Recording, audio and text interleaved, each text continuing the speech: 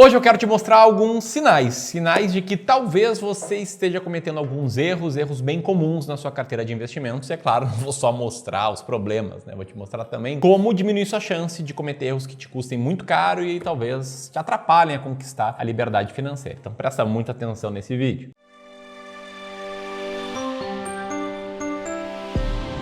Todo mundo, praticamente, que me acompanha aqui no YouTube ou no Instagram já investe, embora nem todo mundo sente que tem o tempo necessário para tomar as melhores decisões de investimentos possíveis. Afinal de contas, a vida não é só investir, né? Você tem certamente o teu trabalho, e quando você ganha é muito mais importante do que o quão bem você investe. Você tem sua família, você tem seus hobbies, você tem suas rotinas, e nisso muitas vezes não é possível se dedicar a tomar boas decisões de investimento. E quando não é possível se dedicar para tomar boas decisões de investimentos, muitas vezes uma decisão incorreta é a tomada. Eu falo isso com propriedade porque aqui no Clube do Valor, a empresa que eu cofundei, a gente analisa centenas de carteiras de investidores por semana e a gente encontra erros que se repetem, erros que são bem comuns, e aqui eu quero te mostrar alguns sinais de que talvez você esteja cometendo esses erros. A começar pelo primeiro sinal, que é o seguinte: a sua carteira possui COIs.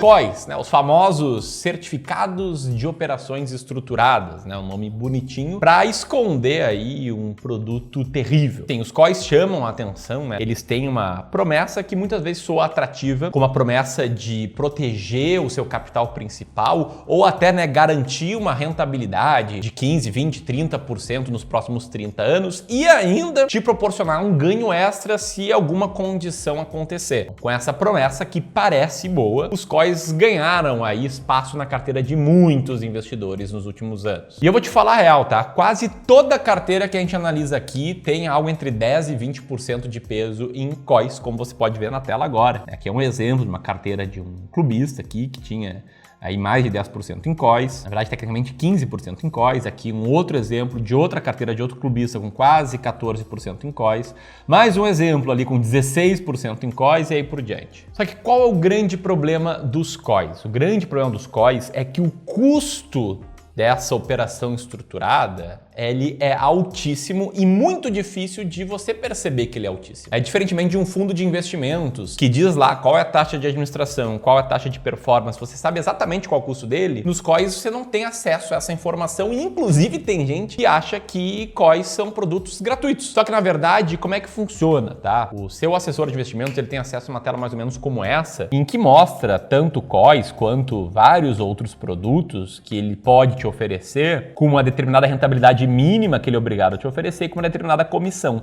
E geralmente os COIs são os produtos que têm a maior comissão. E quem paga a conta é você. Aí como é que funcionam essas estruturas? Numa simplificação muito grande, eu vou pegar o exemplo de quem vai investir R$1 milhão num COI. Aí você vai lá então e vai investir seu milhãozinho em COI. A primeira coisa é entender que dentro dessa estrutura, uma parte relevante do seu dinheiro vai ser aplicado num ativo com baixíssimo risco, rentabilidade já pré-determinada, para garantir o seu tal capital protegido. Vou te dar um exemplo aqui, tá? Vamos supor que você vai investir agora num COI que vence em 2029 e nesse exato momento tem um título público chamado Tesouro Prefixado, com vencimento em 2029, que paga 11,46% ao ano. A gente pode botar aqui, né, o taxa do pré é 11,46% ao ano, e você pode ter certeza absoluta que uma parte desse seu dinheiro, vamos colocar aqui, por exemplo, uns 600 mil reais, eles vão ser alocados nesse ativo, tá? Em algo parecido com isso que vai te garantir um retorno. Lembrando que esse aqui é um COI que vence em 5 anos, que eu tô tentando desenhar para ti como é que ele funciona, tá? Não é 5 anos, é 5 anos. Então esses 600 mil reais que vão estar lá rendendo 11,46% ao ano por 5 anos, ao final aí do seu prazo, eles vão estar valendo 1.032.000. Ou seja, aqui ele já te garante um retorno de, que é 3% mais ou menos, né? Então, naqueles COIs que oferecem o principal de volta,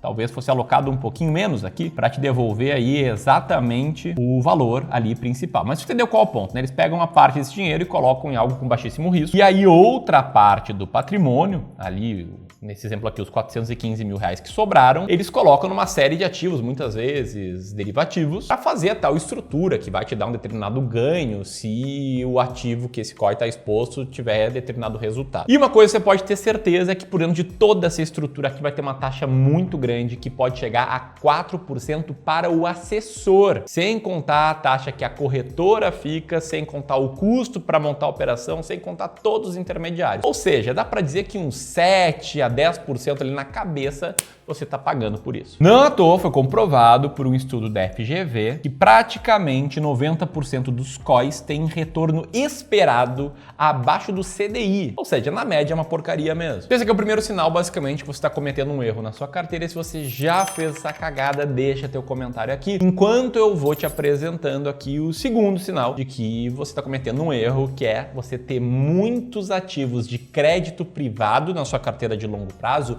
sem a garantia do fundo garantidor de crédito. A maioria das pessoas querem investir uma parte do seu capital de longo prazo em renda fixa. Afinal, poucos são aqueles que são tão tolerantes ao risco para ter apenas ativos de renda variável no longo prazo. E isso não tem problema nenhum. O problema acontece quando você não entende os riscos da renda fixa, né? Tem muita gente que pensa que renda fixa é algo sem risco e isso está incorreto. Existem basicamente dois riscos principais da renda fixa, sendo o primeiro risco o risco de mercado, que é o risco de você perder dinheiro por conta de oscilações na cotação dos ativos, e sim, renda fixa não é renda estável para cima. O próprio Tesouro IPCA+, com vencimento em 2045, por exemplo, apresentou essa variação de preço no último ano. Pode ver que o cara que investiu um ano atrás, ele chegou a estar perdendo 10% do patrimônio em determinado período, depois chegou a estar ganhando, depois voltou a perder e agora ele está ganhando. Ou seja, tem uma oscilação que até lembra a renda variável. Mas o risco de mercado nem é o pior ponto aqui, afinal de contas, se você investir no ativo e manter ele até o vencimento, se nada der errado, você vai receber de volta o seu patrimônio com a taxa de retorno. E quando eu falo se nada der errado, é porque eu estou falando aqui do segundo risco, que é o risco de crédito, que é basicamente o emissor desse ativo de renda fixa que você investiu te dá o calote. É quando ele resolve não pagar. E existem duas principais formas de diminuir ou praticamente evitar o risco de crédito. A primeira é investindo em títulos públicos. Você vai investir em algum ativo de renda fixa emitido pelo Tesouro Nacional,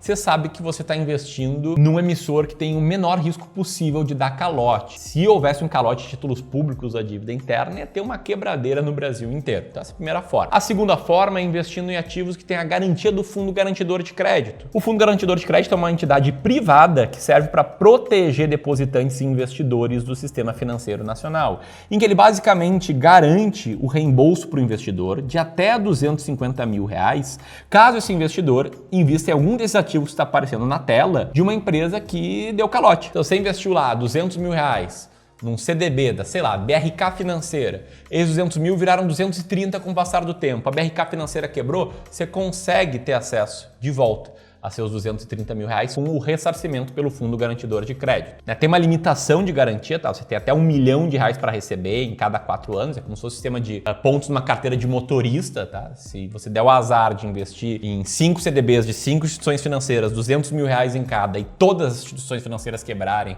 aí você gastou essa garantia de R$1 milhão, mas o ponto é que o FGC serve aí para a maior parte dos investidores. O que me faz repetir que é um sinal muito claro que você está fazendo uma cagada na sua carteira de investimento quando você não tem ativos de renda fixa garantidos pelo FGC e tem um monte de ativos que não são garantidos pelo FGC. Olha só esse exemplo aqui, tá? Esse investidor que tinha R$1,2 milhão em renda fixa, 66% da carteira dele, de mais ou menos R$2 milhões, sendo que praticamente tudo era em ativos sem garantia do FGC, como essa CRA aqui, como essa debenture da CSN Mineração, como essa outra debenture da Mata de Santa Genebra Transmissora SA, ou essa outra aqui, ou essa outra, ou essa aqui da Vale, ou ainda como o caso desse outro investidor aqui que tinha R$2 milhões de patrimônio, sendo 800 mil na renda fixa, e desses 800 mil era só CRI, debenture e CRA praticamente.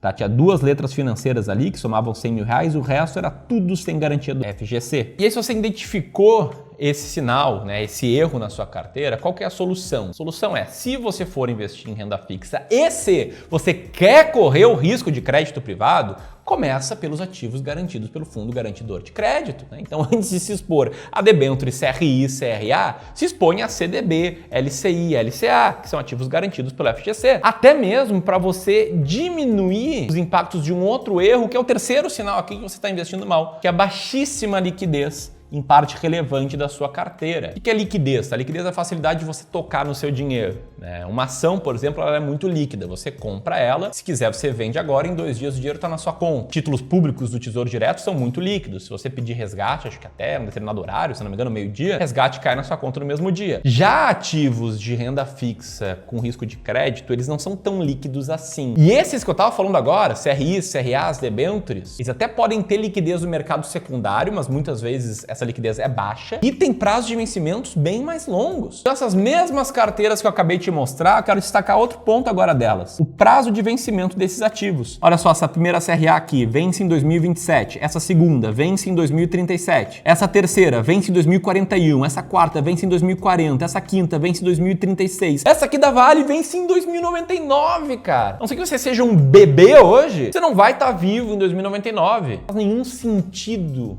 investir num ativo assim. Sobretudo se, assim como esses clientes que eu tô te mostrando, você tem aí entre 40 e 50 anos de idade. Aí quando você vai ver, você acumulou lá seus 500 mil reais, só que você não tem liquidez nenhuma. Quase tudo você só consegue tocar daqui a 1 ano ou acima de 1 ano. Cagada, mas nada supera o quarto sinal. Só que antes de falar sobre o quarto sinal, uma provocação, né? Por que tantas pessoas cometem tantos erros? E para mim existe um principal motivo, que é o desalinhamento de interesses entre o investidor e o profissional que assessora o investidor. E esse é um problema que sempre existiu no Brasil. Até pouco tempo atrás, a maioria dos investidores tomava decisões com o auxílio do gerente bancário. Nada contra a classe como um todo, mas quem já investiu assim, muitas vezes já viu na pele os problemas desse modelo. O gerente, muitas vezes, tem interesse muito forte em bater suas metas de distribuir produtos, como, por exemplo, planos de capitalização. Quem nunca recebeu a ligação do gerente sugerindo para botar um dinheirinho no plano de capitalização que dá um sorteio e tal. E mesmo que tenha melhorado, ainda assim muitos bancos só oferecem seus próprios produtos. Bom, isso mudou nos últimos anos e mudou para melhor, tá? Para ser bem claro aqui, conforme muitos investidores passaram a investir através de corretora, com o auxílio de um assessor de investimentos. Melhorou, mas ainda assim esses são profissionais comissionados. Eles até podem vir com um papinho de que não, uma assessoria gratuita para ti, super especial e de graça, né? Ou ainda conheça assessoria de investimento, um serviço gratuito, que não te cobra nada. Vou ser bem franco aqui e contar uma verdade. Não tem nada de gratuito. Esse cara, ele é remunerado, tem que ser, isso é o capitalismo, todo profissional precisa ser remunerado, só que ele é remunerado por comissão. E aqui que entra o desalinhamento de interesse. Quanto mais taxas você pagar, e de preferência você nem souber que tá pagando melhor, mais esse cara aqui vai ganhar. E que fique muito claro aqui, tá? Isso aqui não é uma crítica aos profissionais, tem muito assessor bom, tem muito assessor que inclusive não faz isso que eu tô te mostrando aqui, como o caso do Robson, que falou que não aconselha para nenhum cliente dele COI, porque ele sabe que é um ativo ruim. Só que esses caras bons, eles ganham menos no curto prazo. Não é uma crítica ao profissional como um todo, é uma crítica à regra do jogo. Na Europa, tem países em que é proibido o profissional financeiro ser comissionado. Nos Estados Unidos, né, o país da liberdade, não chegaram a proibir isso, mas os profissionais que cobram uma taxa transparente e que não ganham comissões já são a maioria por lá. Já atendem a maior parte do dinheiro. Lá nos Estados Unidos, a maioria dos profissionais são fee-based, né? Como eu falei, cobra uma taxa que independe do patrimônio. E é como a gente faz aqui no Clube do Valor desde 2016. Essa bandeira de ser contra conflito de interesse é uma bandeira que a gente levanta há muito tempo e, felizmente, agora tem muita gente já entendendo isso. E o mercado brasileiro está começando a fazer essa migração. Enfim, essa aqui é uma reflexão, né, sobre por que esses erros acontecem. E agora, deixa eu te mostrar o quarto sinal, que também explica muito dos erros, que é não seguir a estratégia de alocação de ativos. A estratégia de alocação de ativos é comprovadamente a estratégia responsável por explicar 90% da performance de uma carteira de investimentos. E ela funciona de uma forma muito simples. Você divide seus objetivos financeiros em prazo e para os objetivos de longo prazo,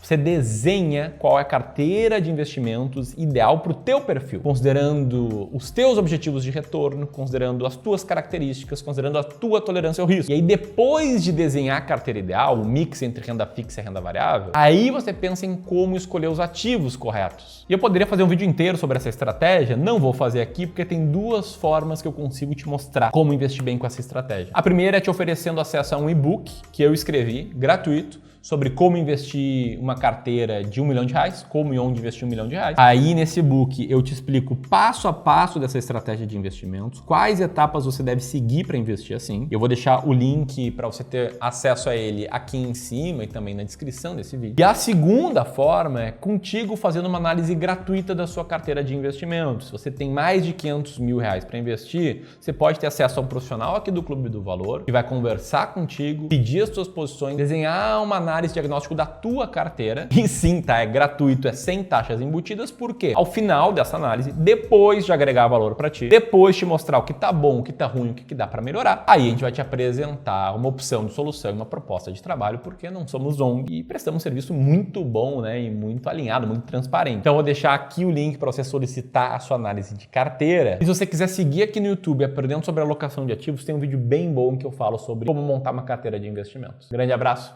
e até mais.